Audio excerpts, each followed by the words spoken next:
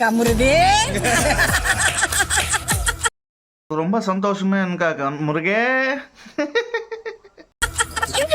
நல்லா இருப்பா நல்லா இருப்பா. நீ உன்னுடைய தொழில நீ நல்ல அவரை మాట్లాడకే అనుకో முருங்கா மூழ்க நல்லா பயிற்சான்னு. Bigg Boss season 9 winner Tamil பாருங்க. இன்னும் அக்ஷமே மனுஷனுங்க.